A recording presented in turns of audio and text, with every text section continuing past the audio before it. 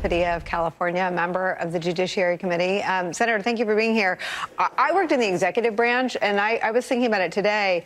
The longer I served and the more senior I became, the more intense the background check into me became. And the more clearances I was required to have to do my job, the more scrutiny and the deeper the background check and the farther back they went in terms of years to see if I was suited for that job. The more transparency that was asked of me, you know, the longer I served and the farther up the chain I went. It is the inverse in the judiciary, especially where the Supreme Court is concerned. How much of laying out these facts is part of the public education piece to make sure that the public understands one of these things is not like the other? Yeah, Nicole, you bring up a great point, and thank you for having me. It's actually a theme that I tried to raise in Judiciary Committee this morning. There's, I think, an assumption by the general public that these ethics laws, these transparency and disclosure rules do apply to Supreme Court justices, when in fact they do not. The President of the United States, administration officials, you're an example. I know members of Congress, elected officials at all levels of government have these binding, enforceable ethics laws, financial disclosure requirements, etc. And you would assume that they apply to the highest court in the land. But we find ourselves in a situation where the highest court in the land is trying to abide by the lowest ethical standards, and that's what we're trying to correct here. Chief Justice Roberts rebuffed, is that the nicest way to put it, the committee's invitation. Have you reached out to any of the other justices? Look, I have through twofold. One, the chairmanship and leadership of Senator Durbin, who's the chair of the Judiciary Committee.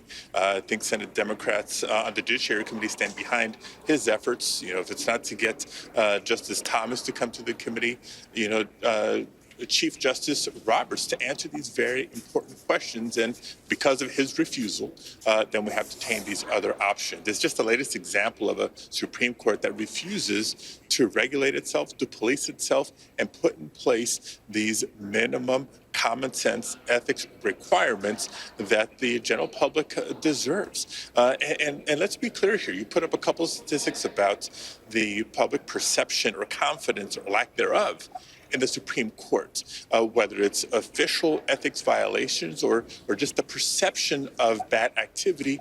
That's not good for the Supreme Court, not good for the judiciary, not good for the federal government in general, and needs to be addressed. It's already bad enough when the Supreme Court makes it easier for wealthy people to influence the outcome of elections, and makes it harder for working class people to vote. But when every other important issue works its way up to the Supreme Court, from environmental protection to immigration to choice and access to reproductive services, confidence in the decisions by the Supreme Court is paramount. Would you like to see Harlan Crow before the committee answering questions? Oh, there's a whole lot of people, starting with Harlan Crow, that need to answer questions. You made reference earlier to how partisan some of the discussion in committee was. Just ask yourself this: how would Republican members of the Senate be reacting if the reported conduct that we've been reading about was by a justice that had been appointed by a Democratic president? Right? So it's not the who appointed a justice that's in question here. It is the conduct, whether it was a justice appointed by a Democratic or Republican president. It's the conduct that is unacceptable. Let me show you what your colleague, Senator Blumenthal, had to say about that. The public confidence in the United States Supreme Court has plummeted. We can go back and forth as to what the cause is. But a lot of the American public are increasingly seeing the justices as politicians in robes. And now, after the revelations about Justice Thomas, as corrupt politicians in robes. They want an investigation. They want the truth. It should be done by the Department of Justice because there are allegations of criminal wrongdoing here, violations by Justice Thomas of the disclosure laws, incomplete, inaccurate reporting, as well as non-disclosure. And in the absence of an investigation by the Department of Justice, we have a role to play in Congress.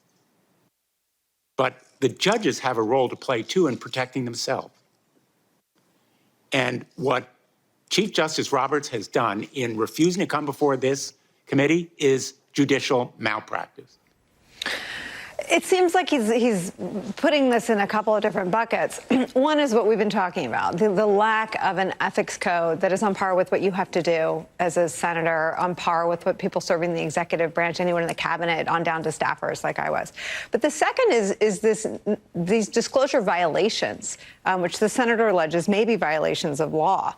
Are you considering a criminal referral to the Justice Department to investigate that? Well, again, I think there needs to be consequences, but to get to those appropriate consequences, there needs to be an investigation.